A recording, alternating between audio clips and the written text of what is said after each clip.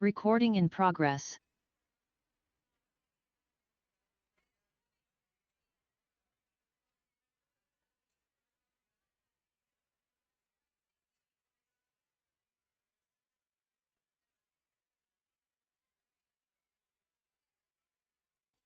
Hello. Hello. Hello. Hello. Hello. आवाज़ ठीक है? पीछे आवाज़ आ रही है? पीछे वॉइस ठीक है? ओके।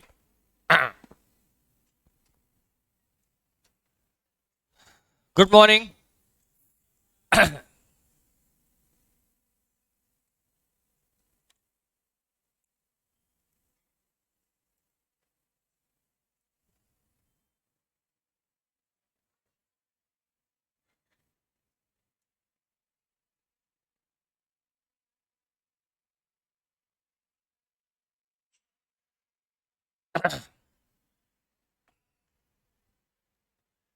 देखिए, 8:31।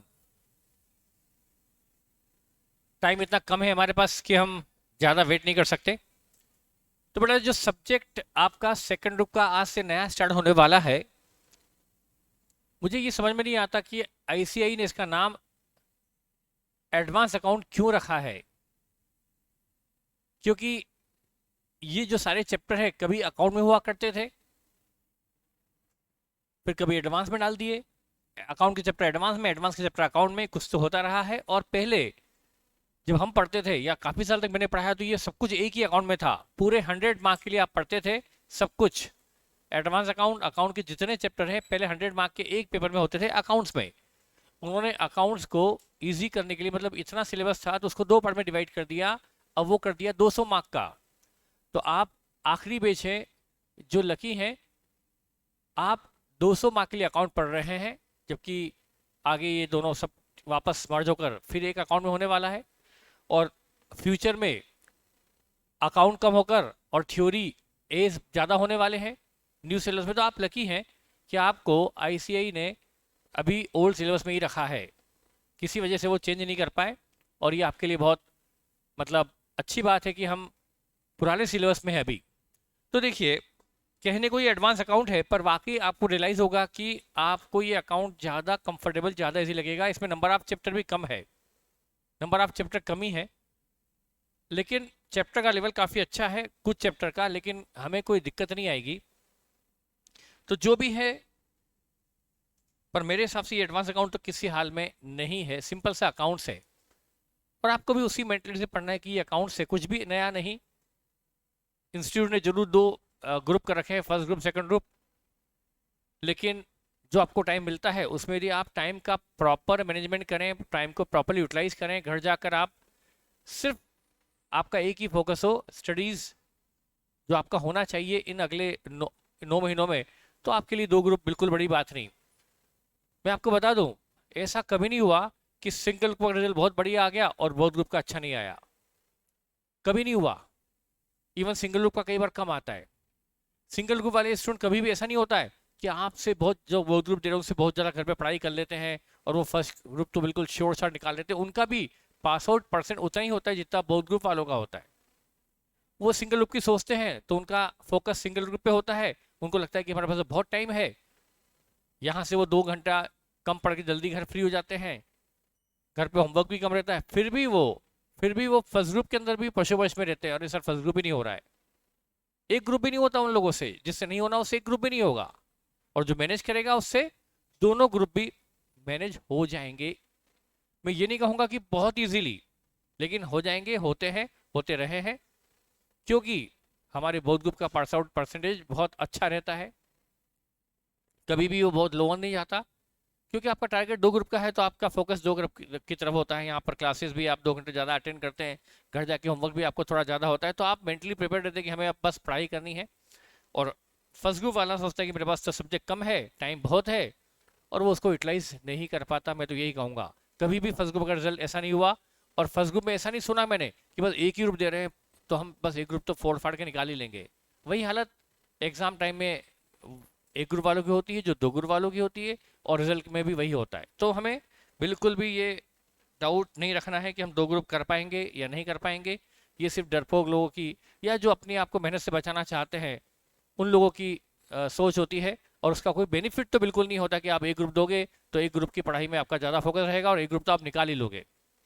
मैनेज करो, टाइम को मैनेज करना सीखो, अपने आप सब हो जाएगा। तो चलिए, हम बगैर टाइम वेस्ट किए इस एडवांस अकाउंट का पहला चैप्टर ही शुरू करने जा रहे हैं। मैं इवन चैप्टर के इंट्रोडक्शन भी देना नहीं चाहता हूँ कि चैप्टर हमें कौन कौन से पढ़ने हैं, क्योंकि आपको पता ही नहीं कि चैप्टर में क्या क्या। पर मैं जो मेन मेन चैप्टर है उनके बारे में बता दूं तो हमारा सबसे बड़े 3 बड़े चैप्टर हैं। 3 बड़े चैप्टर या 4 बोल सकते हैं। एक तो dissolution of partnership firm, dissolution of, शायद आपने थोड़ा बहुत पढ़ा होगा। जो आपने पढ़ा था वो स्टार्टिंग था, वो फर्स्ट 2 डेज में खत्म हो जाएगा, लेकिन बहुत अपर लेवल है उस लेवल पॉइंट ऑफ व्यू से। तो डिसोल्यूशन ऑफ पार्टनरशिप हमें पढ़ना है सबसे पहले, मतलब वो एक चैप्टर है, हम ऐसा नहीं कि पहले पढ़ेंगे। डिसोल्यूशन ऑफ फर्म एक लेंथी चैप्टर है, इसमें कई तरह की डिसोल्यूशन है जो हम उसी वक्त पढ़ेंगे जब पढ़ना चैप्टर स्टार्ट करेंगे। एक होता है अमालगमेशन ऑफ कंपनीज, कंपनी का अमालगमेशन भी एक चैप्टर जो कि काफ़ी लेंदी है और बहुत टेक्निकल है। लेकिन मैं आपको एक कंफर्म बता दूं कि जितने चैप्टर टेक्निकल टिपिकल है, आपकी ग्रिप उतनी ज़्यादा होगी। ये मेरा आपको चैलेंज है। होल्डिंग कंपनी यानी consolidation of balance sheet, 2 company की बैलेंस शीट को मर्ज कैसे करके बनाया जाए, एक चैप्टर है। होल्डिंग कंपनी बोलते हैं पर उसका नाम है कंसोलिडेटेड फाइनेंशियल स्टेटमेंट। वो सबसे टिपिकल माना जाता है क्योंकि फाइनल लेवल का चैप्टर इधर इंटर में डाला गया। पर मैं आपको गारंटी देता हूँ जो टेक्निक से हम पढ़ेंगे वो टेक्निक पूरे हिंदुस्तान में किसी के पास नहीं है। जिस टेक्निक से मैं बताऊंगा आपका, वो टेक्निक से बैलेंस शीट आपकी 100% फर्स्ट शॉट में टैली होती है। जैसे सिंगल एंट्री जो पढ़ रहे हैं अभी अर्ली बर्ड वाले स्टूडेंट, उनको पता है कि हम एक शॉट में बैलेंस शीट टैली करने की अपने पास टेक्निक है, एक तरीका है कि भाई हम, आपको पता ही कि ओपनिंग बैलेंस शीट के आइटम का सिंगल इफेक्ट, ट्रांजैक्शन का डबल इफेक्ट, क्लोजिंग बैलेंस का डबल इफेक्ट। बैलेंस शीट आपकी कभी टैली ना हो ऐसा पॉसिबल ही कैसे है यदि आप उस बात को बराबर नहीं। तो वही टेक्निक हम कुछ नई टेक्निक पढ़ेंगे कंसोलिडेशन में, जो मैं आपको चैलेंज कर रहा हूँ, जो मेरे अलावा, क्योंकि मैं तो मेरा सीए फाइनल में चैप्टर था 20-25 साल तक, तो मैंने वो सीए फाइनल में पढ़ाया और फाइनल के स्टूडेंट भी उससे घबराते थे। लेकिन जो टेक्निक हम पढ़ेंगे वो आपकी ऐसी टेक्निक होगी जो आपको और कहीं वीडियो में यूट्यूब पर मिलेगी नहीं। श्योर आपका उसमें बैलेंस शीट टैली होगी तो वो एक पढ़ेंगे। मतलब जो चैप्टर टिपिकल है उसमें आपकी ग्रिप सबसे ज़्यादा होगी। Amalgamation, holding, dissolution of firm, फिर एक आता है liquidation of company, company liquidate होती है तब अकाउंटिंग कैसे करते हैं, तब वो क्या क्या होता है वो सब पढ़ना है। बाकी छोटे बड़े चैप्टर्स, और वो चैप्टर का नाम लेने से मतलब नहीं कि आपको चैप्टर मैं बता तो पाऊंगा नहीं। बेटा आगे आ जाए, आगे कुछ जगह बच्चों की खाली है, गर्ल्स की इधर जगह खाली है, इधर बॉयज़ में भी जगह खाली है, इधर आगे की तरफ आ जाएं बेटा कुछ बच्चे, और स्पेशली। चलिए तो बेटा हम चैप्टर शुरू करते हैं। सबसे पहला ऑनलाइन, हाँ बेटा शुरू कर रहे हैं पहला चैप्टर बगैर टाइम वेस्ट किए, क्योंकि 8:38 हो गया है। हम अब स्टार्ट करने जा रहे हैं हमारे इस एडवांस अकाउंट के सिलेबस का, एडवांस अकाउंट का सबसे पहला चैप्टर। पहला चैप्टर मुझे थोड़ा सोच समझ के स्टार्ट करना पड़ता है ताकि आपको ज़्यादा उसमें उलझना ना पड़े, और वो है हम जो चैप्टर स्टार्ट करने जा रहे हैं पहला, वो है, लिखिए, चैप्टर है internal reconstruction of company. Internal reconstruction of company, company का internal reconstruction, internal reconstruction of company. बेटा कुछ बच्चे आगे आ सकते हैं, जो लेट आ रहे हैं वो। Internal reconstruction of company, company का इंटरनल, ये पहली बात तो ये चैप्टर कंपनी से रिलेटेड है और मैक्सिमम चैप्टर इस एडवांस के अंदर कंपनी से रिलेटेड है। होल्डिंग कंपनी से रिलेटेड, लिक्विडेशन कंपनी से रिलेटेड, अमालगमेशन कंपनी से रिलेटेड, इंटरनल कंपनी से रिलेटेड, बायबैक, ESOP सब कंपनी से रिलेटेड है। एक्सेप्ट कुछ चैप्टर छोड़ दो, जैसे कि डिसोल्यूशन ऑफ पार्टनरशिप फर्म को छोड़ दो, तो मैक्सिमम चैप्टर कंपनी से रिलेटेड है। ये एक तरह से माना जाए तो इस सब्जेक्ट को कंपनी के लिए अलग कर दिया गया, उसी से रिलेटेड, कंपनी से रिलेटेड चैप्टर है इंटरनल रिकंस्ट्रक्शन ऑफ कंपनी। तो पहले बात हम पढ़ेंगे क्या होता है रिकंस्ट्रक्शन, फिर पढ़ेंगे इसमें क्या होता है इंटरनल रिकॉन्स्ट्रक्शन। पहली बात तो हम पढ़ेंगे रिकॉन्स्ट्रक्शन। मैं मानता हूं कि ये जी चैप्टर है, बस इसमें जो क्वेश्चन कह रहा है उसको पढ़ना बहुत ध्यान से पढ़ता है, ध्यान से ठीक से पढ़ना होता है, वही काफी होता है। तो हम स्टार्ट करते हैं। क्या होता है रिकॉन्स्ट्रक्शन? बेटा मैं बोल रहा हूँ आगे आ जाओ। हेलो बेटा, बीच में खड़े हो आप, बॉय गर्ल्स इधर, मैंने बोला ना आप लोग को आगे आइए। लेट हो रहे हैं तो आप खड़े रहेंगे तो मुझे भी खराब लगेगा। जब आगे जगह है तो आप आगे इधर आके बैठते हैं ना, इधर आइए बैठिए। मुझे भी अजीब सा लगेगा कि आप खड़े रहेंगे तब तक। देखो उधर जगह बॉयज की बीच, इधर जगह खाली है, उधर देखो उधर 4 बच्चे बैठे हैं बॉयज में। इधर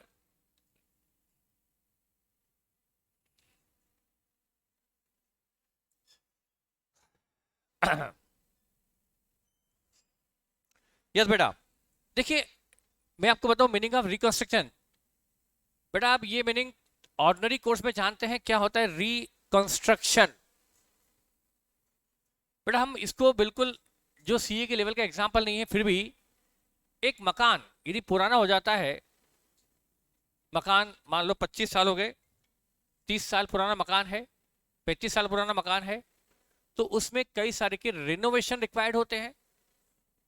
आप देखें अपने यहाँ पर एकेडमी में देखें, इसको 12 साल हुए हैं, 12 साल में रिनोवेशन स्टार्ट हो गया। आप देख रहे होंगे अभी विंडोज, आपने देखी होगी विंडोज यहाँ की बदलना स्टार्ट हुई है, यहाँ पर विंडोज हमने चेंज की है। ऐसे कई जगह क्या होने वाला है, रिनोवेशन होगा। तो बिल्डिंग जब पुरानी हो जाती है, जैसे कोई मकान है 25 साल पुराना हो गया, उसके तो सारी चीजें उसके प्लास्टर निकल गए, तो उसको उनको हमें क्या करना होता है, तो जो सैनिटरी है वो खराब हो गई, सब कुछ बदलना पड़ता है। तो वो क्या बोलते हैं, हमारा मकान का चल रहा है रेनोवेशन, एक तरह से पुनर्निर्माण, चीजों को फिर से ठीक किया जा रहा है। रिकॉन्स्ट्रक्ट देखिए मकान पहली बार बनता है तो क्या है कंस्ट्रक्शन, और दूसरी उसी मकान को चेंज किया है तो रिकंस्ट्रक्शन। तो कंपनी में भी तो होता है रिकंस्ट्रक्शन। अब कंपनी में भी क्या होता है रिकंस्ट्रक्शन, कंपनी का रिकंस्ट्रक्शन पहले समझेंगे। देखिए जब कंपनी के अंदर कुछ ऐसी चीजें हो जाए जो मैं बताऊंगा आपको वन बाय वन, आप जानते हैं मैं बिल्कुल बिल्कुल बिल्कुल बिल्कुल उस जीरो लेवल से चलना चाहूंगा जो आपने, जिससे आपको कभी कोई तकलीफ पढ़ने करने में ना हो, कोई भी चैप्टर में आपको तकलीफ ना आए। तो क्या होता है कंपनी में रिकंस्ट्रक्शन, तो कंपनी को रिनोवेट करना, कंपनी की बुक्स को रिनोवेट करना, क्योंकि देखिए कंपनी का एक्चुअल में जो फिजिकली होता है वो अलग मैटर है। हम तो अकाउंटिंग पढ़ रहे हैं, हमारा चैप्टर तो अकाउंटिंग है। अकाउंटिंग मतलब कंपनी की बुक्स में क्या चेंजेस किए जाएं, कंपनी की बुक्स में क्या अल्टरेशन किए जाएं, वो हमें पढ़ना है, क्यों कैसे। अब वो अल्टरेशन क्यों होते हैं, कैसे होते हैं, वो हमें पढ़ना है। तो सबसे पहले पढ़ना है रिकंस्ट्रक्शन का मीनिंग। मैं आपको एग्जांपल दूं, जैसे अभी इसको लिखिए मत, जस्ट मैं आपको बताना चाहता हूं, पहले आप इसको समझ लीजिए, फिर मैं इसको बैलेंस शीट बनाकर लिखा भी दूंगा। ये कंपनी की बैलेंस शीट है, ये कंपनी की बैलेंस शीट। यहां कंपनी में इक्विटी शेयर कैपिटल है 10,000 share at the rate of 100 each rupees, 10 lakh. Company में 10 लाख की इक्विटी शेयर कैपिटल है, और यहां पर कंपनी में लॉसेस हैं 6 लाख रुपीस के।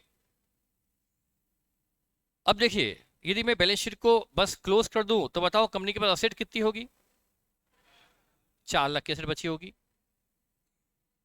यदि मैं 2 मिनट के लिए बैलेंस शीट को बस क्लोज कर दूं, असेट होगी 4 लाख। जो कंपनी में 10 लाख रुपीस की कैपिटल शेयर होल्डर ने इंट्रोड्यूस की थी, उसमें से 4 लाख की कैपिटल ही कंपनी के पास बची है। 6 लाख की कैपिटल कंपनी की, 6 लाख की कैपिटल कंपनी की क्या हो चुकी है, लॉस हो चुकी है। ये आपको दिख रहा है, मैंने नहीं बोला, आपने बोल दिया कि 6 लाख रुपए की कंपनी की कैपिटल 6 लाख रुपए की लॉस हो चुकी है। यदि आप 2 मिनट के लिए मान लें आप इस कंपनी के कंट्रीब्यूटरीज हैं, आपने कंपनी में शेयर कैपिटल कंट्रीब्यूट की है, आप हैं कंपनी के इक्विटी शेयर होल्डर, आपने 10 लाख रुपए कंपनी में लगाया था, तो स्टार्टिंग तो 10 लाख से हुई होगी कंपनी की, स्टार्टिंग में तो लॉस होगा नहीं, तब तो कंपनी में एसेट कितनी रही होगी, 10 लाख। 10 लाख की कैपिटल आपने कंट्रीब्यूट की, कंपनी ने 10 लाख की एसेट बिजनेस में लगाई होगी, फ्यूचर में कंपनी को बिजनेस में लॉसेस हो गए, लॉसेस बढ़ते बढ़ते 6 लाख पहुंच गए। अब आप देखें तो आपकी 10 लाख की केबल में से 6 लाख की पूंजी नष्ट हो चुकी है। अच्छा मैं ये बताऊं, यदि ये कंपनी नहीं एक प्रोप्राइटरी होती या फर्म होती तो वहां क्या होता, कैपिटल या शेयर कैपिटल? वहां कैपिटल होती 10 लाख की, वहां असेट होती 4 लाख की, लॉसेस कितने हुए? 6 लाख के लॉसेस है मान लो वहां पर भी, तो वहां आप क्या करते? यहां पर आप, ये बैलेंस शीट किसी प्रोप्राइटर की होती तो आप क्या करते बताइए, अकाउंटिंग पॉइंट ऑफ व्यू से, अकाउंटिंग पॉइंट ऑफ व्यू से आप क्या करते? ये लॉस राइट ऑफ कर देते, किससे? कैपिटल से एडजस्ट कर लेते। ये 6 लाख का लॉस बैलेंस शीट में दिखाते या कैपिटल से एडजस्ट कर लेते? कैपिटल से एडजस्ट कर लेते तो आप 6 लाख का, तो ये आपकी कैपिटल कितनी बचती? 4 लाख की थी। आप जब भी प्रॉफिट होता है तो भी कैपिटल अकाउंट में ट्रांसफर करते हो, लॉसेस को भी आप कैपिटल अकाउंट में ही ट्रांसफर करते हो, तो हम ये करते हैं। और बैलेंस शीट में लॉस दिखाई नहीं देता, मतलब हम पार्टनरशिप हो या proprietary concern, losses adjusted from capital. क्या है बात समझ में आई? कि हम लॉसेस को कैपिटल से एडजस्ट कर लेते हैं और लॉसेस को बैलेंस शीट में डिस्क्लोज नहीं करते, वो कैपिटल से एडजस्ट हो जाते हैं। प्रॉफिट होता है तो भी क्या जाता है कैपिटल में, लॉसेस भी कहा जाते हैं कैपिटल में। पार्टनरशिप में भी क्या होता है, प्रॉफिट हुआ तो पार्टनर कैपिटल में क्रेडिट कर देते हैं, लॉसेस हुए तो पार्टनर कैपिटल में डेबिट कर देते हैं। तो प्रोप्राइटरी में तो लॉसेस कैपिटल में एडजस्ट हो जाते हैं, लेकिन कंपनी में ये लॉसेस का क्या होगा बताइए? कंपनी में इस लॉसेस का क्या होगा? कंपनी में इन लॉसेस का क्या होगा? ये 6 लाख के लॉस है, क्या है लॉसेस? हम, ये है equity share capital, it is not capital, rather it is equity share capital. ये शेयर कैपिटल है, इस शेयर कैपिटल से ये, अच्छा ये लॉस है ये भी ऑनर्स, ये भी है ऑनर्स, कंपनी के मालिक, और ये लॉसेस भी उन ऑनर के ही है, आप लोगों के ही है, आपको ही बियर करना है, आज नहीं तो कल, कल नहीं तो परसों, किसी न किसी वक्त तो आपको बियर करना है। पर हम ऑर्डिनरी कोर्स में यूजुअली हम इस लॉस को इससे एडजस्ट नहीं कर सकते, तो हमें बैलेंस शीट में लॉसेस दिखाते रहना पड़ेगा। अब देखिए बैलेंस शीट में ये लॉसेस जो असेट में पड़े हैं इसको हम शेयर कैपिटल से एडजस्ट नहीं कर सकते, जैसे कि प्रोप्राइटरी में कर सकते हैं, जैसे पार्टनरशिप में कर सकते हैं। लेकिन ये लॉसेस बैलेंस शीट में चलते रहे तो बताओ इससे नुकसान क्या है कंपनी को? अच्छा ये लॉसेस तब तक चलते रहेंगे जब तक कि कंपनी को प्रॉफिट, फ्यूचर में मान लो प्रॉफिट हो गया तो ये प्रॉफिट 1 लाख का हो गया तो लॉस घटकर 5 लाख हो जाएगा। 1 लाख का प्रॉफिट, 6 लाख का लॉस, नेट लॉस बचा 5 लाख। तो ये लॉसेस को खत्म होने के लिए कंपनी को प्रॉफिट की जरूरत पड़ेगी, और अगले 3-4 साल तो प्रॉफिट की कोई उम्मीद नहीं है, तब तक ये लॉसेस बैलेंस शीट में चलते रहेंगे चलते रहेंगे चलते रहेंगे। ये लॉसेस देखकर बैलेंस शीट को डायरेक्ट इनडायरेक्ट कई सारे लॉसेस होंगे, कई सारे और तकलीफें होगी, जो ये लॉसेस देखकर, मतलब कंपनी की तकलीफें इससे और बढ़ेगी और कंपनी के लॉसेस और बढ़ेंगे, तकलीफ और बढ़ेगी, लॉसेस और बढ़ेंगे, तकलीफ और बढ़ेगी, लॉसेस और बढ़ेंगे। कैसे तकलीफ बढ़ेगी, क्या तकलीफ आएगी कंपनी को लॉसेस को देख देख कर? क्रेडिटर, इस कंपनी में लॉस इतना देखकर जो उधार माल बेचते हैं कंपनी को, वो उधार माल बेचेंगे क्या? यार कंपनी में इतने लॉसेस है, हम उधार माल बेचेंगे तो हमारा रुपया ब्लॉक हो जाएगा, हमें पेमेंट नहीं मिलेगा, तो हम ये अमाउंट कंपनी को उधार माल नहीं बेचेंगे। वो लोग बेचेंगे तो नगद बेचेंगे कि भाई हम तुमको माल उधार नहीं बेचेंगे, नगद बेचेंगे। और नगद में कोई बिजनेस कर सकता है क्या? सबको उधारी की जरूरत होती है, तो इसको उधार मिलना बंद हो जाएगा और उधार माल नहीं मिलेगा तो ये ट्रेड कैसे करेंगे? कंपनी न बंद होती है तो बंद हो जाएगी, मुश्किल में आ जाएगी कंपनी नंबर 1। और लोन नहीं मिलेगा, कंपनी सोचेगी फंड्स कम है, कहीं से लोन लेने, बैंक से या किसी फाइनेंशियल इंस्टीट्यूशन से या प्राइवेट फाइनेंस कंपनी से कोई लोन, ऐसी लॉस मेकिंग कंपनी को कोई लोन भी नहीं देगा। तो एक तो बताया कि सप्लाई, क्रेडिटर से सप्लाई रुक जाएगा, लोन मिलना बंद हो जाएगा। कंपनी सोचेगी चलो नया इशू ले आते हैं, नए इशू से मनी रेस कर लेते हैं, तो क्या नया इन्वेस्टर, नया शेयर होल्डर ऐसी लॉस मेकिंग कंपनी में अपनी मनी डालेगा? तो वो नया पब्लिक इशू भी फेल हो जाएगा।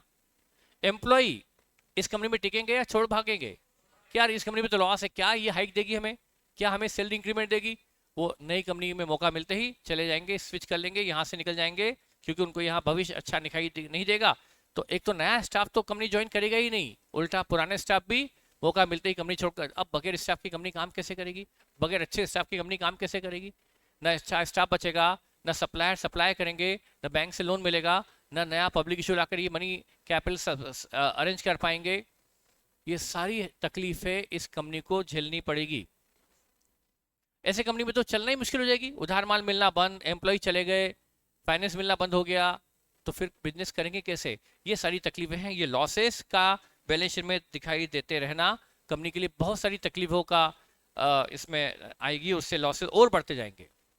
तो ये लॉसेस किस तरह से गायब की जाए? एक ही तरीका है, इस लॉस को, जो लॉस है इक्विटी शेयर होल्डर का, डेफिनेटली इस इक्विटी से उसको एडजस्ट किया जाए। इस लॉस को इक्विटी कैपिटल से एडजस्ट करना यदि है तो उसके लिए कंपनी अपने मन से ऐसा नहीं कर सकती, उसके लिए उसको कॉम्पिटेंट अथॉरिटी से, लीगल अथॉरिटी से, ट्रिब्यूनल से परमिशन लेनी पड़ती है कि हम ऐसा कर सकते हैं क्या। तो फिर उसके लिए कंपनी को स्कीम बनानी पड़ती है। अच्छा, उसके अलावा तो एक कंपनी चाहती है कि लॉसेस को कैपिटल से एडजस्ट कर ले, उसके लिए कंपनी में स्कीम। अच्छा, यदि ये लॉसेस ही हैं तो कंपनी बंद क्यों ना कर दी जाए? 6 लाख का लॉस कर चुके हो, 10 लाख में 6 लाख की पूंजी डूब चुके हो, क्यों ना ये कंपनी बंद कर दी जाए? जैसे मैं हूं आपकी कंपनी का डायरेक्टर, आप हैं शेयर होल्डर, ये कंपनी में 6 लाख का लॉस इकट्ठा हो गया, तब मैं नहीं था, मेरे पुराने कोई डायरेक्टर थे, मैं तो आप जानते हैं कितना स्मार्ट हूं, तो आपके कोई पुराने डायरेक्टर होंगे जो ये लॉसेस करके चले गए, अब आपने मुझे अपॉइंट किया, तो अब आपको उम्मीद है कि कंपनी आगे बढ़िया चलेगी, अच्छी चलेगी। तो लेकिन अब मैंने आते ही कहा कि भाई मैं कंपनी को प्रॉफिट में ले आऊंगा, पर मुझे, मेरे हाथ में कोई जादू की छड़ी नहीं है कि मैं एक बार में ही, 2 बार, एक साल में तुरंत प्रॉफिट ले आऊं। इट विल टेक टाइम, 1-2 साल में मैं ट्रैक पे ले आऊंगा, लेकिन मुझे लॉसेस बैलेंस शीट से गायब करके दिखाओ। तो अब उसके लिए भी आप शेयर होल्डर हैं, मैं आपसे इसका भी सॉल्यूशन मैं ही निकालूंगा। मैं आपकी मीटिंग वीटिंग बुलाकर उसमें आपसे रेजोल्यूशन पास करवा के, जो भी है, मैं कोर्ट या लीगल अथॉरिटी या ट्रिब्यूनल जाऊंगा और ट्रिब्यूनल से परमिशन मांगूंगा कि लॉसेस किससे एडजस्ट कर लूं, शेयर कैपिटल से एडजस्ट कर लूं, तो आपकी शेयर कैपिटल घटकर 4 लाख रह जाएगी, और 4 लाख की कैपिटल, 4 लाख की असेट, तो बैलेंस शीट से लॉसेस गायब हो जाएंगे। और उसके बाद मुझे, क्योंकि देखिए वैसे तो इस तरह की कंपनी को बंद होना चाहिए, लेकिन क्योंकि आपने मुझे अपॉइंट किया है एक नए, और वैसे भी फ्यूचर अच्छा दिखाई दे रहा है कंपनी का, कि जो हो गया सो हो गया, पर फ्यूचर में संभावना है कि सब कुछ अच्छा होगा। यदि फ्यूचर भी यदि अंधकार में है तो फिर बेहतर है, इवन ट्रिब्यूनल ही कहेगा, जो लीगल अथॉरिटी वही कहेगी कि भाई अब कंपनी में लॉस तुमने इतने कर दिए, अब इससे ज्यादा लॉसेस मत पहुंचाओ, कंपनी को बंद करो, तो फिर कंपनी जाएगी अंडर लिक्विडेशन। तो फिर ये चैप्टर नहीं, हमारा चैप्टर पढ़ेंगे हम, यदि ये कंपनी बंद करने का ऑर्डर आ जाए किसी भी तरह से, तो वो हमारा चैप्टर फिर ये नहीं, बल्कि क्या होगा, लेकिन यदि कंपनी के सर्वाइवल के चांसेस हैं, आपको भी लग रहा है कि फ्यूचर अच्छा होगा, मुझे भी लग रहा है कि भाई मैं इस कंपनी को ट्रैक पर ले आऊंगा, और इवन मुझे जो कॉम्पिटेंट अथॉरिटी है, लीगल अथॉरिटी है, ट्रिब्यूनल, उसको भी मैंने सेटिस्फाई कर दिया, मैंने उसको प्रोजेक्ट रिपोर्ट सबमिट कर दी, प्रोजेक्शन दे दिए कि देखो आप ये परमिट कर दो कि ये लॉस एडजस्ट करवा दो शेयर केबल से, इस लॉस को बैलेंस शीट से गायब करने की इजाजत दे दो, और ये मेरा प्रोजेक्शन है, देखो मैं कंपनी में ये सब करने वाला हूँ, ये चेंजेस करूंगा, मैं बिजनेस को इतने करूंगा, और मेरा टर्नओवर इतना हो जाएगा, मेरे खर्चे इतने होंगे, मेरा प्रॉफिट इतना होगा, इसकी एक प्रोजेक्ट रिपोर्ट में सबमिट कर दूंगा। फिर यदि कोर्ट को, यानी लीगल अथॉरिटी को, ट्रिब्यूनल को लगेगा कि प्रोजेक्शन सही है और कंपनी फ्यूचर में प्रॉफिट में आ सकती है, तो और आप भी चाहते हैं कंपनी फ्यूचर में सरवाइव करे, क्योंकि आपको भी क्या लग रहा है कि जो लॉसेस हुए हैं वो आप रिकवर कर लोगे अगले 3-4 सालों में, क्योंकि आपने या तो बिजनेस सिनेरियो में चेंजेस आ गया, या न्यू डायरेक्टर ने ज्वाइन कर लिया, या कोई नए प्रोजेक्ट मिल गए, नए कॉन्ट्रैक्ट मिल गए, नए कस्टमर मिल गए, नया प्रोडक्ट आ गया, नया वेंचर आ गया, नई जो भी है आपका जो लॉस मेकिंग प्रोडक्ट लाइन थी वो आपने बंद कर दी, लॉस मेकिंग डिवीजन बंद कर दिया, जो भी है, तो अब आपको फ्यूचर अच्छा दिखाई दे रहा है, तो फिर उस केस में कोर्ट यदि सेटिस्फाई हो गया, ट्रिब्यूनल सेटिस्फाई हो गई, तो फिर वो परमिट करेगा कि ठीक है हम कंपनी कंटिन्यू करने की इजाजत देते हैं, लेकिन उसके साथ उसे ये चेंजेस की परमिशन देनी पड़ेगी। इस लॉस को किससे एडजस्ट कर लेंगे, शेयर कैपिटल से एडजस्ट कर लेंगे। तो ये सब करने के लिए एक स्कीम बनानी पड़ती है। स्कीम ऐसा नहीं कि मैं मन से इस लॉस को कैपिटल से एडजस्ट कर लूं, उसके लिए मुझे परमिशन लगेगी कॉम्पिटेंट लीगल अथॉरिटी की, उसके लिए मुझे स्कीम बनानी पड़ेगी कि देखिए, और वो स्कीम जो है, उस स्कीम को कहते हैं रिकंस्ट्रक्शन स्कीम, कंपनी का पुनर्निर्माण, कंपनी में कंपनी का जो स्ट्रक्चर है उसको रीऑर्गेनाइज करना, कंपनी का जो कैपिटल स्ट्रक्चर है, और भी चीजें पढ़ूंगा अभी, तो मैं कंपनी का जो कैपिटल स्ट्रक्चर है उसको रीऑर्गेनाइज करना, चेंज करना, अल्टर करना, रीडिजाइन करना, वो सब कहा जाता है रिकॉन्स्ट्रक्शन ऑफ कंपनी। कंपनी को रिकॉन्स्ट्रक्ट करना, कंपनी के ढांचे में चेंजेस करना, कंपनी के स्ट्रक्चर में कुछ चेंजेस लाना। तो ये है, ये तो मैंने आपको एक छोटा सा कारण बताया कि हमें लॉसेस गायब करना है। उसके अलावा मैं आपको और बताऊं, यदि हम सिर्फ समझें, यदि हम सिर्फ अभी समझने पे ध्यान दें बजाय लिखने की बजाय, मैं आपको एक और एग्जांपल दूं। ये कंपनी की शेयर केबल है और कंपनी में यहाँ पर है लैंड, जो कंपनी ने जमीन खरीदी। मान लो कंपनी ने जमीन खरीदी 2 लाख की, उस पर कंपनी ने बिल्डिंग बनाई 8 लाख की। तो ये है कंपनी की असेट और ये है कंपनी की शेयर कैपिटल। अब ये लैंड और बिल्डिंग है 10 लाख की, और ये 10 लाख रुपए जो कंपनी में आप लोगों ने लगाया था, ये लगा है कंपनी की लैंड और बिल्डिंग में। तो आपकी 10 लाख की कैपिटल इन्वेस्टेड है लैंड और बिल्डिंग में। तो ठीक है, अब मान लीजिए 2 मिनट के लिए मैं आपको हटाऊं, आपकी किस्मत इतनी बुरी नहीं। मान लो ये कोई कंपनी है, हम अपनी कंपनी क्यों बनाए इसको, किसी की भी कंपनी है, वहां पर ये जो बिल्डिंग बनी, मान लीजिए अर्थक्वेक, कोई भी ऐसा कोई प्रॉब्लम हुआ, उससे ये बिल्डिंग जो थी 8 लाख की, दूसरे दिन सुबह डायरेक्टर आते हैं वहां कार पार्क करने के लिए, चलो आते हैं तो देखते हैं कि वो बिल्डिंग, वहां पर तो बच्चे क्रिकेट खेल रहे हैं। तो वो पूछते भाई कि वो हमारी बिल्डिंग का पता उससे कहाँ है, बोले ये तो बिल्डिंग थी, वो तो अर्थक्वेक में जमीन में चली गई। अब वो बिल्डिंग वहां पर है ही नहीं, अब वहां पर सिर्फ क्या बची, लैंड। अब बताओ, अरे मजाक की बात है, कोई ऐसा होता है क्या? पर गुजरात में अर्थक्वेक हुआ था कि नहीं हुआ था? शायद आप छोटे थे तब की बात है, नहीं पता आपको? गुजरात के अर्थक्वेक भुज वगैरह में बहुत बड़ा इशू हुआ था गुजरात में। मान लो अर्थक्वेक में बिल्डिंग नहीं रही, अब क्या होगा? इवन नेपाल के पास में भी हुआ था बीच में। तो ये 8 लाख की बिल्डिंग अब नहीं रही, बताओ अब क्या रहा? सिर्फ जमीन बची। अब आपकी बैलेंस शीट में जो आपकी, अच्छा बैलेंस शीट में बिल्डिंग 8 लाख दिख रही है, क्या वो बिल्डिंग डिस्ट्रॉय हुई तो बुक्स में ऑटोमेटिकली बिल्डिंग बुक से हट गई कि अपने आप? फिजिकली बिल्डिंग है या नहीं? पर बुक्स में बिल्डिंग है।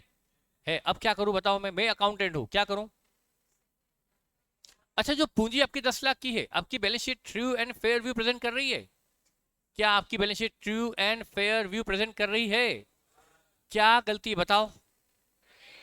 एक तो बिल्डिंग आप बैलेंस शीट में एज एन एसेट दिखा रहे हो जो आपके पास एक्चुअल में है ही नहीं, और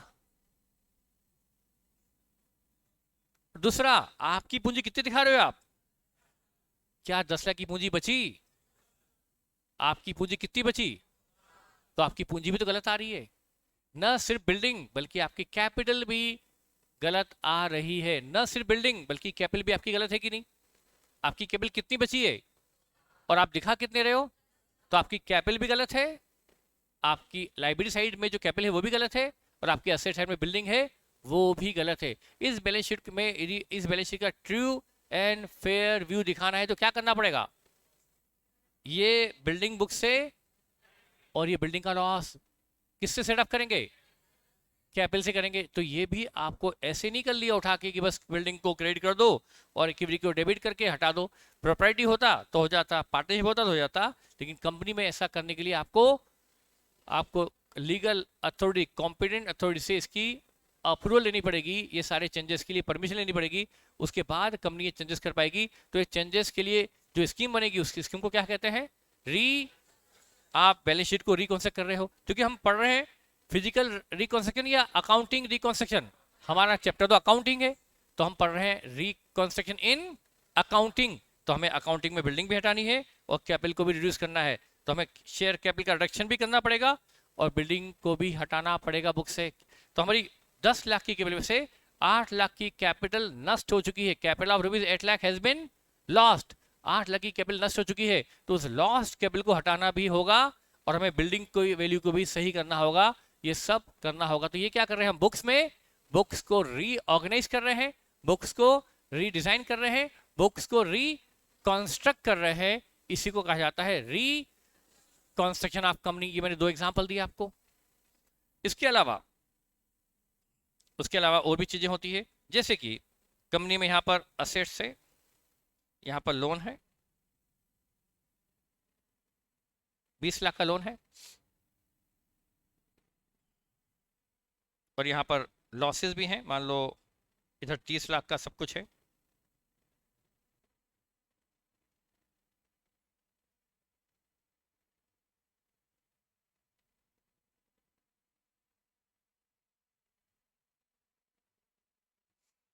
अब देखिए, ये बैलेंस शीट है, ये लोन जो है मान लो 6% या 8% लोन है। कंपनी ने 20 लाख का लोन दे रखा था, डिवेंचर या कोई भी लोन, और कंपनी लोन चुका ही नहीं पा रही। कंपनी लोन पे नहीं कर पाई, ड्यू डेट भी आ गई, पे नहीं कर पा रही। अब इधर लॉसेस भी है 12 लाख के, ये लॉसेस भी कंपनी में तकलीफ दे रहे हैं। एक प्रॉब्लम ये भी है, लॉसेस भी हटाने हैं, और ये लोन भी जो है, ये भी लोन कंपनी नहीं पे कर पा रही। अब यदि ये लोन रिपे नहीं कर पाएगी और ये लोग कोर्ट चले गए कि भाई हमारा लोन दिलवाओ, तो कोर्ट तो इस कंपनी को नोटिस भेजेगा, लोन पे करो, लोन पे करो, लोन पे करो, और लोन पे ना करो ऐसा नोटिस देने के बाद भी कंपनी लोन पे नहीं करती, तो फिर कंपनी को क्या नोटिस जाएगा कोर्ट से कि भाई अब बहुत हो गया, अब तुम यदि लोन पे नहीं कर रहे हो तो कंपनी को हम वाइंड अप का ऑर्डर देते हैं। और कंपनी कोर्ट क्या करेगा, एक लिक्विडेटर को, एक व्यक्ति को कंपनी भेज देगा, जाओ कंपनी में जाओ और जाकर कंपनी का चार्ज लो और क्या करो, ये असेट बेचो, और बेचकर जो मिले उससे लोन चुकाओ। तो कंपनी का लिक्विडेशन डिक्लेयर हो सकता है, कंपनी को बंद करने की कार्रवाई हो सकती है। तो ये तो कंपनी के लिए बहुत बड़ा सेटबैक की कंपनी बंद हो जाएगी। पर कंपनी की प्रॉब्लम भी ये है कि कंपनी लोन चुका नहीं पा रही, कंपनी के पास रिसोर्सेज नहीं है। और अब यहां पर कंपनी बात करती है इन उधार देने वाले लोगों से, दैट इज कॉल्ड लेंडर से, कि भाई तुम्हें हम 20 लाख नहीं चुका पा रहे और ना चुका पाएंगे, अब तुम क्या करो, ये 20 लाख की लाइबिलिटी को घटाकर 15 लाख कर लो, और ब्याज की रेट 8 से घटाकर 6% कर दो, और लोन को 20 लाख से घटाकर 15 लाख कर दो। और हम वादा करते हैं कि ये 15 लाख का लोन हम आपको 3 सालों बाद आफ्टर 3 ईयर चुका देंगे। बताओ लैंडर इस बात के लिए अग्री होगा या नहीं होगा? मैं अभी चैप्टर का बहुत ही रॉ फॉर्म ले रहा हूं, एक सिचुएशन आपके सामने रख रहा हूं, इस चैप्टर के क्या सिचुएशन आती है इस चैप्टर के पहले की। तो ये 20 लाख का लोन जिनका है, कंपनी उनसे रिक्वेस्ट करे कि लोन घटाकर कर दो 15 लाख और ब्याज की रेट घटाकर कर दो 6%, और 3 साल बाद हम आपको लोन चुका देंगे। यदि 2 मिनट के लिए आप लेंडर हैं, मैं कंपनी, आप ये अग्री करेंगे नहीं करेंगे? आपके पास 2 ऑप्शन है, या तो मेरी बात मान लो, 15 लाख के लिए हाँ कर दो और 6% ब्याज के लिए हाँ कर दो, मैं आप अगले 3 साल आपको 6% ब्याज देता रहूंगा वो भी 15 लाख पर, और 5 लाख का घाटा अभी सहन कर लो, 2% का लॉस ऑफ इंटरेस्ट भी बियर कर लो। या फिर कंपनी बंद करवाने की नौबत, मतलब कंपनी बंद करवा दो, तो कोर्ट चले जाओ, कोर्ट से ऑर्डर ले आओ वाइंडिंग अप का, और ये असेट बिकवा कर जो मिलता है वो लेकर चुप बैठ जाओ। अब ये असेट बेचने जाओगे तो इससे 11 लाख से ऊपर नहीं मिलने वाला। 18 लाख की असेट से कितना मिलेगा? 11 लाख से ऊपर नहीं मिलेगा। बोलो अब क्या करना है? इधर बोलते ना, इधर पहाड़, क्या इधर खाई इधर कुआं, कूदना तो भाई एक जगह, किधर कूदोगे? समझ में आ रहा होगा मेरी बात को, कुआं और खाई समझ में आ रहा है? खाई में कूदना बेहतर है। अरे कम से कम पानी में तो मरना ही है, खाई में कुछ तो चांस है। चलो जो भी हो वो तो मजाक की बात है। बताओ यहां पर आप यदि वाइंडिंग अप कराओगे, वाइंडिंग अप पे जाओगे तो क्या हाथ लगेगा? वाइंडिंग अप पे जाओगे तो क्या हाथ लगेगा? 11 लाख, और बस खत्म, कंपनी बंद भी हो गई, कंपनी इंसॉल्वेंट डिक्लेयर हो जाएगी, और 11 लाख में आपको सेटिस्फाई होना पड़ेगा, और 11 लाख लेकर चुप बैठना पड़ेगा आपको, करेक्ट? और यदि मेरी बात मान ली तो आपको 3 साल बाद कितने मिलेंगे? 15 लाख मिलेंगे, और तब तक आपको 6% ब्याज भी मिलता रहेगा। तो हो सकता है आप कंपनी बंद कराने की जिद ना करो, और कंपनी के कंटिन्यू करने के लिए, कंपनी को कंटिन्यू करने के लिए। और मेरी भी प्रॉब्लम क्या है, मैंने भी ऐसा क्यों कहा कि भाई मेरी लोन देने की ताकत नहीं बची, मैं ना ब्याज दे पाऊंगा 8%, ना आपका 15 लाख का 20 लाख का लोन चुका पाऊंगा। हाँ 15 लाख चुका दूंगा, अगले 3 सालों में प्रॉफिट कमा करके, मुझे पता है कि अभी तक मुश्किल में थे, अभी तक लॉसेस थे, पर फ्यूचर में प्रॉफिट होंगे, मुझे उम्मीद है। और आपको भी लग रहा है ये बात की, आपको भी क्या चांस है कि कंपनी में स्थिति अब थोड़ी सी सुधर गई है, 3 साल और पेशेंस रख लेंगे तो आपको कितने मिल जाएंगे? 15 लाख मिल जाएंगे। और अभी जल्दबाजी करोगे तो 11 लाख में सेटल होना पड़ेगा। तो आपको यदि कंपनी की जो फ्यूचर प्लान है या सब पर भरोसा है और आपको दिख रहा है कि सब कुछ ठीक ठाक है, तो आप एग्री हो सकते हो लोन रिडक्शन के लिए। कितने का लोन आप रिड्यूस करने के लिए रेडी हो जाओगे? तो लोन 5 लाख से रिड्यूस करना है और ब्याज की रेट को 8 से घटाकर, तो मुझे क्या करना पड़ेगा? 20 लाख के लोन को घटाकर बुक्स में 15 पे लाना है और ब्याज की रेट को 8 से घटाकर 6 पे लाना है। तो ये जो मुझे प्रॉफिट होगा 5 लाख का, कंपनी को प्रॉफिट हुआ कि नहीं 5 लाख का? 20 लाख का लोन घट के कितने रह गया? तो 5 लाख से जब लोन घटेगा तो प्रॉफिट हुआ कि नहीं? मुझे वो प्रॉफिट से मैं लॉस सिर्फ कर लूंगा और फिर जो लॉस और बचेगा वो कैपिटल से एडजस्ट कर लूंगा। तो ये लोन में चेंजेस भी करने हैं, तो इसके लिए भी मुझे ऐसा नहीं कि मैं बस इनसे बात कर लूं और कर लूं। इसके लिए मुझे क्या करना पड़ेगा? आपसे तो बात करनी पड़ेगी कि भाई लोन 15 लाख कर लो और ब्याज के रेट 6% कर लो और बचा हुआ लोन मैं आपको दे दूंगा 3 साल बाद। ये सिर्फ आपसे ही कंसेंट लूं ऐसा नहीं है, बल्कि उसके लिए मुझे ट्रिब्यूनल जाकर परमिशन लेनी पड़ेगी, क्योंकि एक लॉ अथॉरिटी तो बीच में होना जरूरी है। उसके लिए सब वो स्कीम बनेगी। कौन सी स्कीम? रिकंस्ट्रक्शन स्कीम के अंदर ही ये सब कुछ हो सकता है। इसका मतलब बैलेंस शीट के लॉसेस को कैपिटल से एडजस्ट करना, यानी कैपिटल रिडक्शन हुआ। कैपिटल रिडक्शन ऑर्डिनरी कोर्स में अलाउड, लेकिन कोर्ट की परमिशन से हो सकता है। लायबिलिटी में चेंजेस करना, ये भी ऐसे ऑर्डिनरी कोर्स में अलाउड नहीं, पर लीगल अथॉरिटी की परमिशन से ये भी हो सकता है। असेट का रिवैल्यूएशन भी होता है। देखिए मैं आपको और बताऊं तो ये मैंने बताया, लॉसेस को कैपिटल से एडजस्ट करना, लायबिलिटी की शर्तों में परिवर्तन करना, जो कैपिटल नष्ट हो चुकी है, अभी पिछले केस में बताया था लैंड बिल्डिंग, जो कैपिटल नष्ट हो चुकी है उस कैपिटल को क्या बताया था उसके पिछले केस में, लैंड बिल्डिंग वाला एग्जांपल, जो पूंजी नष्ट हो चुकी है उस कैपिटल को, बिल्डिंग की वैल्यू को चेंज नहीं किया था मैंने, बिल्डिंग की वैल्यू को 0 करा था। ये सब चेंजेस होंगे अंडर ए स्कीम कॉल्ड रिकंस्ट्रक्शन। और उसके अलावा और भी चीजें हैं जो ये स्कीम के अंदर ही हो पाएगी, जैसे कि फॉर एग्जांपल यहां पर क्रेडिटर्स हैं या लाइबिलिटी हैं, मैं वो सब नहीं ले रहा हूँ, और भी बहुत सारी चीजें होंगी, लोन है, लाइबिलिटी है, और यहाँ पर असेट्स है। मान लो यहाँ पर लैंड एंड बिल्डिंग है। ये लैंड बिल्डिंग कंपनी की 80 या कंपनी को मान ले इसकी 45 ईयर बैक, 45 साल पुरानी लैंड बिल्डिंग है, जो बुक्स में 40,000 पर है और जिसकी वैल्यू मतलब अब मैं कंपनी की अमाउंट इधर से हटा रहा हूं, जो भी है, ये जो 40 शेयर की लैंड बिल्डिंग है इसकी एक्चुअल वैल्यू मान लीजिए 50 लाख रुपीस है, 50 लाख है इसकी वैल्यू। और कोई बड़ी बात नहीं कि जो जमीन 40 शेयर की थी वो बढ़कर 50 लाख की, मैंने कम ही अमाउंट लिया, इसका मैं 5 करोड़ भी लेता, मैं ले भी सकता हूं 5 करोड़, 50 लाख नहीं, इसकी वैल्यू बढ़कर हो चुकी है 5 करोड़।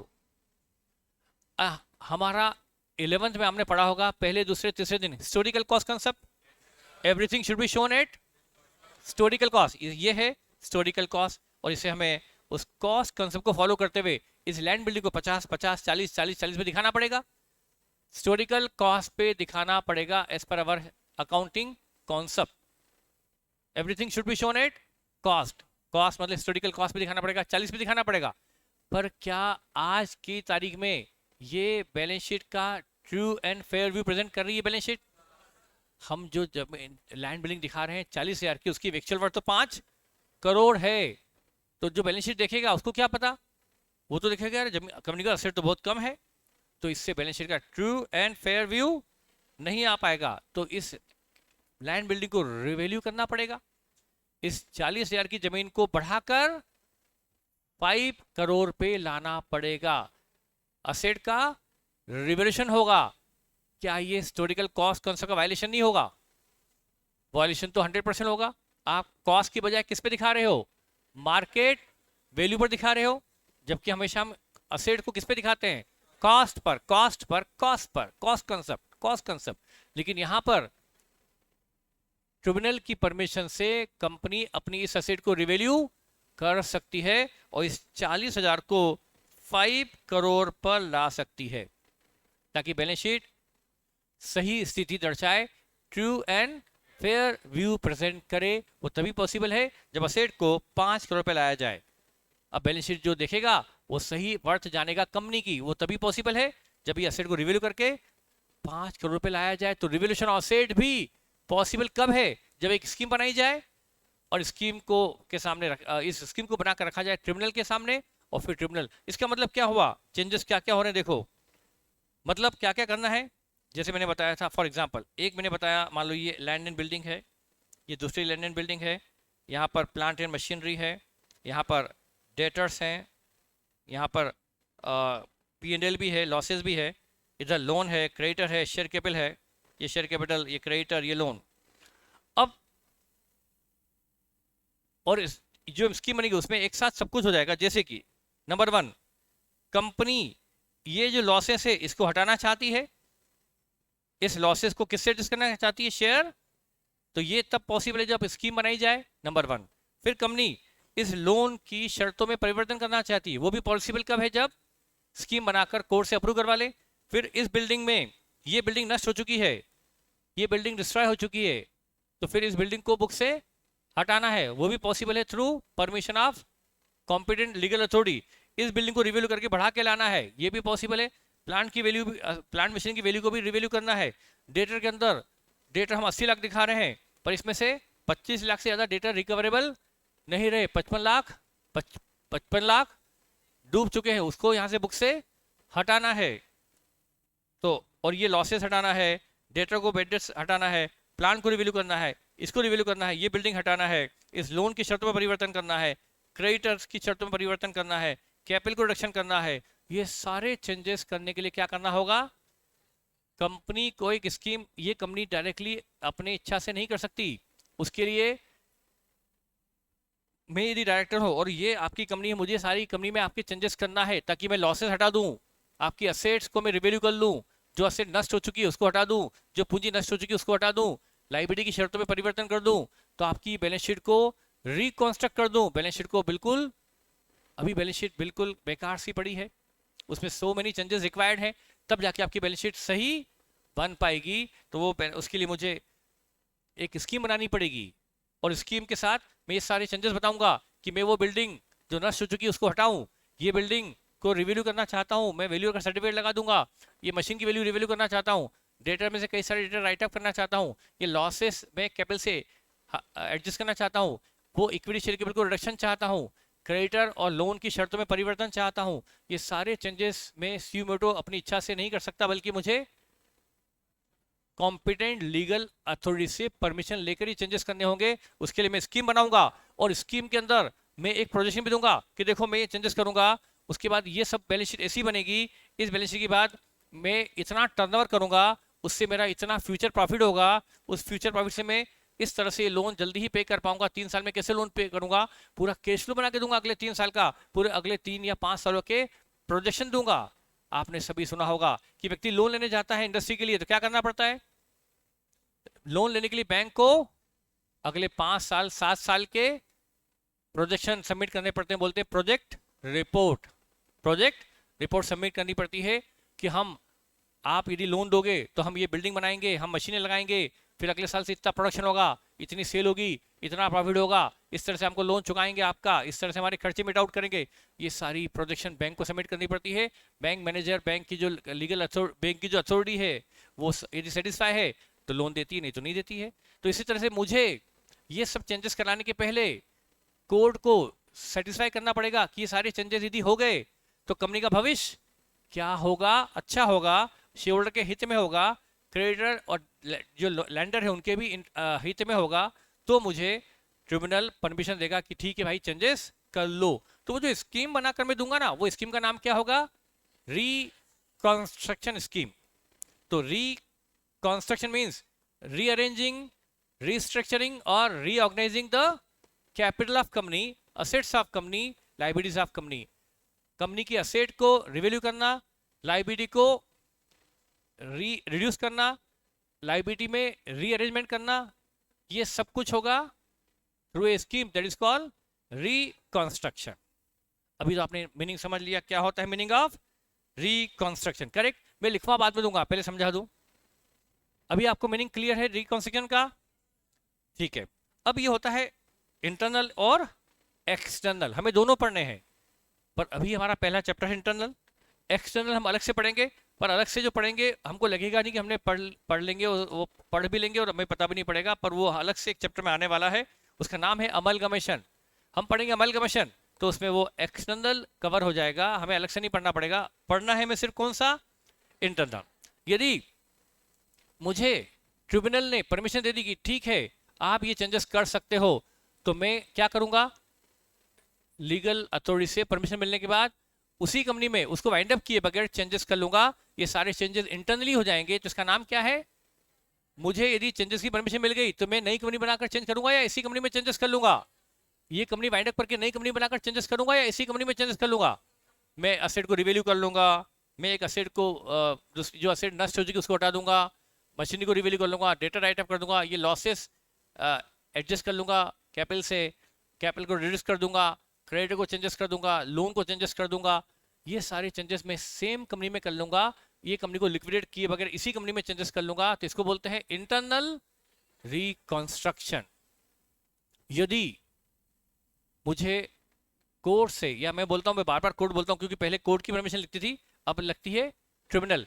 जो भी है, आपको तो एक लीगल अथॉरिटी से मुझे परमिशन नहीं मिली, मुझे रिजेक्ट कर दिया इस स्कीम को कि नहीं भाई हम तो ये स्कीम को परमिट नहीं करते, अब मैं क्या करूं? मुझे लीगल अथॉरिटी से ये स्कीम की सहमति नहीं मिली, उसने कहा कि भाई हम ये चेंजेस परमिट नहीं करते, हमें आपकी स्कीम पर भरोसा नहीं है। अब क्या करूं मैं? अब तो, और कंपनी इस बैलेंस शीट के साथ चलाना मुश्किल है, ये लॉसेस के साथ, ये असेट के साथ, ये लाइबिलिटी के साथ कंपनी चलाना असंभव है। इधर कंपनी को मतलब चलाना असंभव है इन सब चीजों के साथ, इनमें चेंजेस किए बगैर कंपनी चल नहीं पाएगी, फ्यूचर में कंपनी प्रॉफिट में आ नहीं पाएगी, और जो कॉम्पिटेंट अथॉरिटी है वो है कि मुझे परमिशन ही नहीं दे रही। तो मेरे पास एक जुगाड़ है, एक रास्ता है, वो थोड़ा महंगा है लेकिन है, उसमें आपकी भी परमिशन लगेगी, आप शेयर होल्डर है, आपको, मैं नया डायरेक्टर ज्वाइन हुआ, आपको मुझ पर भरोसा है, आप चाहते कि कंपनी कंटिन्यू हो, पर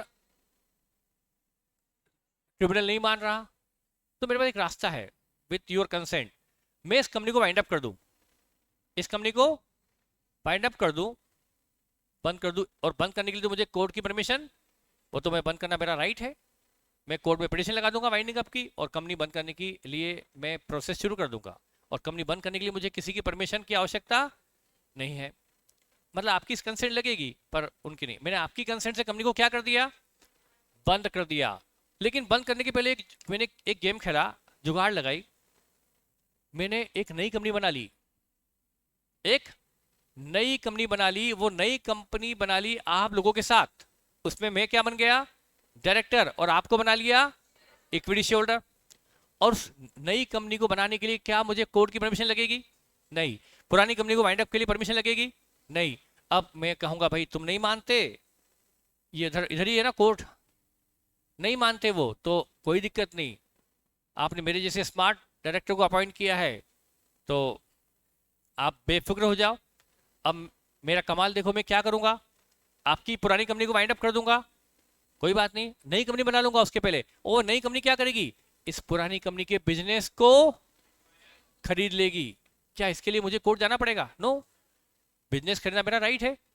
दोनों कंपनी की लीगल पोजीशन अलग अलग है, दोनों की सेपरेट लीगल एंटिटी है, कंपनी की होती है सेपरेट, प्रोप्राइटर की नहीं होती, लेकिन कंपनी की सेपरेट लीगल एंटिटी होती है। तो नई कंपनी बनाऊंगा, वो नई कंपनी इस पुराने बिजनेस को जब परचेस करेगी तो ये सारी चीजें किसकी बैलेंस शीट में आ जाएगी? वहां पर शेयर केवल ये वाली आएगी, या मैं नई वाली जो चाहूंगा नई वाली आएगी? नई वाली। ये land building as it is जाएगी या नई वैल्यू पे जाएगी? लैंड बिल्डिंग जाएगी नई वैल्यू पर, बिल्ड प्लांट जाएगा नई वैल्यू पर, डेटर जाएंगे नई वैल्यू पर। अच्छा, लॉसेस जाएंगे क्या वहां? लॉसेस तो यहीं खत्म करके जाऊंगा मैं, यहाँ से आपको बांट के जाऊंगा, शेयर को अल्टीमेटली आपको ही बटना है, आज नहीं तो कल वो लॉसेस में आपको पुरानी कंपनी में बांट कर लॉसेस खत्म कर दूंगा। नई कंपनी में लॉसेस जाएंगे क्या? नई कंपनी में सिर्फ क्या जाएगा? असेट्स, और वो भी नई वैल्यू पर। तो जो जो चेंजेस मैं चाहता था वो एक नई कंपनी बनाकर चेंजेस करने पड़ेंगे, उसको कहते हैं एक्सटर्नल रिकंस्ट्रक्शन। वो कौन सा हुआ? एक्सटर्नल। पर बेटा वो हमारा चैप्टर क्या हो गया? Amalgamation absorption. उसमें फंडा कौन सा लग जाएगा?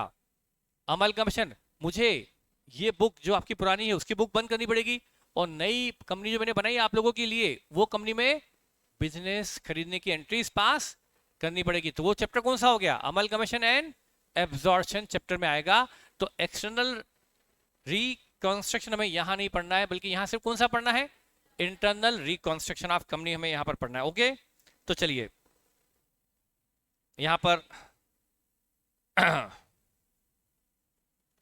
ये है मीनिंग।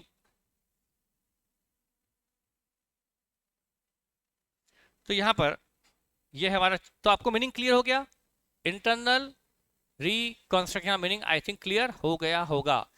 बेटा इसमें मैं आपको मेरे हिसाब से, देखिए मैं मेरे हिसाब से चलता हूं, लेकिन मैं आपके हिसाब से की तरफ बैठ के ही बात करता हूं।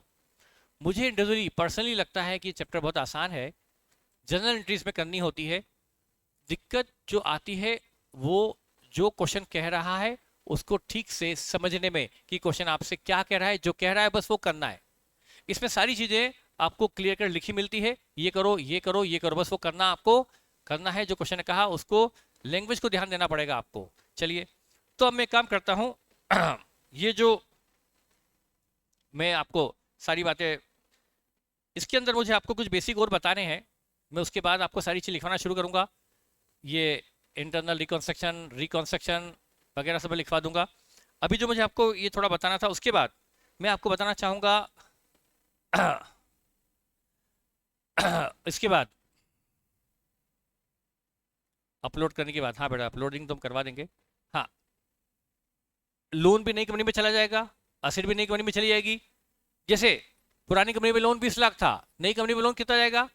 15 लाख ही जाएगा। रेट वहां 8% थी, नई कंपनी में रेट 6 हो जाएगी। तो नई कंपनी 3 साल बाद लोन चुका देगी। कंसेंट लगेगी क्रेडिटर की भी, लेंडर की भी कंसेंट लगेगी, श्योर की कंसेंट भी लगेगी, और वो हो जाएगा एक्सटर्नल। यदि नई कंपनी बनाकर चेंजेस करना पड़े तो वो हो गया एक्सटर्नल रिकंस्ट्रक्शन। लेकिन जी सेम कंपनी में चेंजेस की परमिशन मिल जाए, उसी कंपनी में चेंजेस की इजाजत मिल जाए ट्रिब्यूनल से, तो वो कहा जाएगा इंटरनल रिकंस्ट्रक्शन। अब बेटा यहां पर हमें कुछ नई टर्म्स भी समझनी पड़ेगी। Sub division of share, sub division of share, ये सब मैं आपको विद एग्जांपल समझाऊंगा, लिखवाऊंगा। सब डिवीजन ऑफ शेयर मतलब बेटा जैसे कंपनी के 10,000 शेयर हैं, 100 वाले, कंपनी के 10,000 शेयर से 100 वाले अमाउंट है 10 लाख। जो मैंने पुरानी बातें बताई उसको 2 मिनट एक तरफ रखकर, ये कंपनी के 10,000 इक्विटी शेयर हैं, ₹10 100 ईच, ₹10 लाख की पेड अप केबल है। हाँ बेटा अब इसमें क्या हुआ, इसमें कंपनी चाहती है ये जो 100 रुपए के शेयर है ना, इसको 10 रुपए के शेयर में कन्वर्ट कर दिया जाए। 100 रुपए के शेयर को 10 रुपए के शेयर में कन्वर्ट कर दें। और अभी पुरानी सब बातें भूल जाओ, तो क्या करना पड़ेगा? ये आपको मुझे 10,000 शेयर कैंसिल करने पड़ेंगे 100 वाले, और बदले में आपको कितने शेयर इशू करूंगा? 1 लाख शेयर्स इशू कर दूंगा। कितने वाले? अमाउंट 10 लाख का 10 लाख ही रहेगा। ये क्या कहा जाएगा? सब शेयर्स के मैंने टुकड़े टुकड़े कर दिए, शेयर्स को डिवाइड कर दिया, लार्जर वैल्यू शेयर को स्मॉलर वैल्यू शेयर में कन्वर्ट कर दिया। बेटा ऐसा क्यों किया होगा? इसका यदि रीजन जानना चाहे तो जान भी सकते हैं। फेस वैल्यू कम रहेगी, जैसे 100 का शेयर 10 का हो गया, डिविडेंड तो 10 लाख का 10 लाख पे देना है, पहले भी 10 लाख पे था, अभी भी 10 लाख पे है, वो फर्क नहीं पड़ा। लेकिन नंबर ऑफ शेयर 10,000 से बढ़ के 1 लाख हो गए। मार्केट में शेयर ट्रेडिंग बढ़ जाएगी इससे। मार्केट में शेयर ट्रेडिंग बढ़ेगी कैसे? कैसे बढ़ेगी बेटा? नंबर ऑफ शेयर बढ़ जाएंगे। क्या होता है मैं आपको एक बार बताऊं, स्मॉल इन्वेस्टर के लिए इसमें मनी लगाना आसान है, इसमें थोड़ा सा मुश्किल तो मतलब क्या बोले, पर स्मॉल इन्वेस्टर देखिए यदि किसी के पास 5,000 रुपए हैं तो भी यदि वो 10 रुपए के 500 शेयर ले सकता है। या किसी के पास 2,000 रुपये ही हैं, 2,000 रुपये इन्वेस्ट करना है, तो वो कंपनी के यदि इधर वो यदि यही 2,000 के में उसको 100 रुपये वाला शेयर होता तो 20 शेयर ही ले पाता, यहाँ पर वो 200 शेयर ले पाएगा। क्या होता है जब शेयर बड़े मूल्य का होता है ना, तो उसमें बड़े इन्वेस्टर ही मैदान में होते हैं। मैंने अभी तो सिर्फ 100 रुपये वाली ली, मैं इसको और यदि आपको इसको और लॉजिकल में कन्वर्ट करना है तो मैं इसको और एक काम कर सकता हूँ, मैं शेयर की फेस वैल्यू 1,000 रुपये कर लूँ, शेयर की फेस वैल्यू 1,000, इसमें 2 मिनट के लिए 1,000 और मैं अमाउंट वही रखूँ 10 लाख। बताओ नंबर ऑफ शेयर कितने, 1,000 शेयर। अभी कंपनी में सिर्फ 1,000 शेयर ही हैं। अब कंपनी इसको यदि 10 रुपए के शेयर में कन्वर्ट करे तो एक शेयर 1 लाख शेयर हो जाएंगे कि नहीं हो जाएंगे? बताओ इससे फायदा क्या होगा? जब किसी को यदि 2,000 रुपये इन्वेस्ट करने हैं तो यदि शेयर 1,000 का होता तो क्या हो पाता? कोई 2 शेयर लेगा क्या? कोई लेगा ही नहीं। ऐसी कंपनी में छोटा इन्वेस्टर क्या 2 शेयर खरीद लिया, 1 शेयर खरीद लिया, कोई शेयर ऐसा कोई थोड़ा है कि सब्जी की दुकान जहां से आप 1 शेयर खरीद लो 2 शेयर खरीद लो, नहीं होगा ऐसा। लेकिन यहाँ पर यदि यही 2,000 रुपये किसी को इन्वेस्ट करना है 10 रुपये वाले शेयर में तो वो 200 शेयर खरीद सकता है।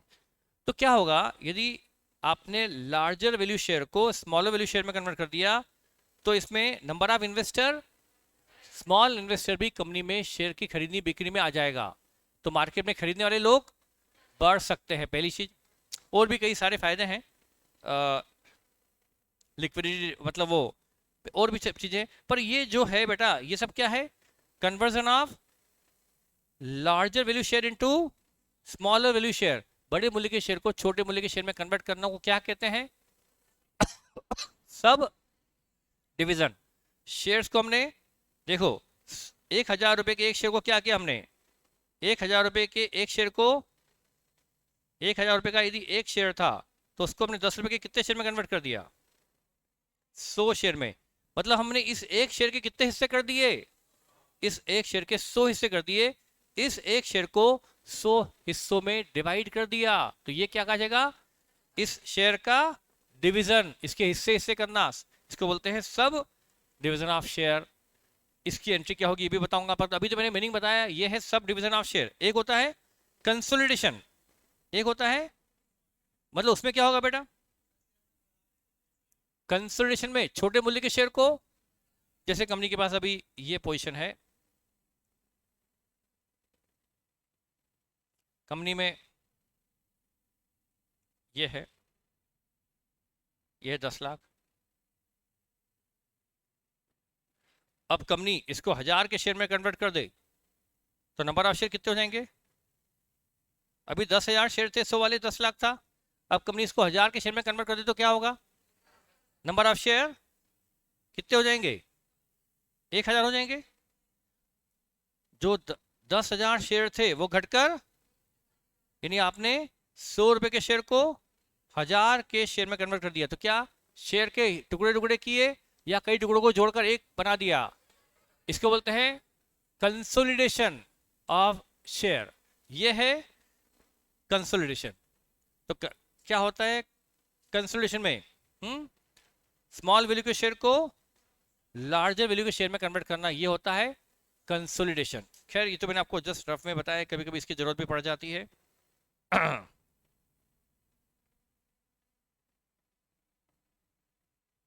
तो बेटा ये तो सब मैंने आपको बताया है, मीनिंग आज सिर्फ ओरली। अब इसको हमें लिखना है, क्या होता है रिकंस्ट्रक्शन, क्या होता है इंटरनल रिकंस्ट्रक्शन। तो और उसके एग्जाम्पल थोड़े थोड़े, कि जैसे वो बिल्डिंग नष्ट हो गई तो वो कैपिटल रिडक्शन के थ्रू बिल्डिंग को एडजस्ट करना पड़ेगा। ये मैं छोटे छोटे एग्जाम्पल जो लिखवाता हूँ वो मैं आपको आज लिखवा नहीं पाऊंगा, वो कल से लिखवाऊंगा, कल लिखवाऊंगा उसके अंदर। हाँ मैं नोट्स आपको जल्दी दे दूंगा। तो ये हमारा चैप्टर का स्टार्ट। अभी तो मैंने आपको जस्ट इंट्रोडक्शन दिया है। आज हमारे पास 1 ही घंटा इसके लिए अवेलेबल है, और बस आपको बेटा कुछ नहीं, आपको यहाँ पर 1 घंटा एक्स्ट्रा देना है एडवांस के अंदर, और घर पर आधा घंटा भी आपने एक्स्ट्रा दिया। सिर्फ आधा घंटा तो बहुत हो गया, क्योंकि आप जानते हैं इससे ज़्यादा होमवर्क नहीं होता, इससे ज़्यादा होमवर्क नहीं होगा आपको, आधे घंटे से ज़्यादा का। तो आपको यहाँ पर 1 घंटा एक्स्ट्रा देना है और घर पर सिर्फ आधा घंटा आपको मुझे एक्स्ट्रा देना है। तो आपको इस चैप्टर में एडवांस अकाउंट में कहीं कोई तकलीफ नहीं आएगी। ठीक है बेटा, थैंक यू।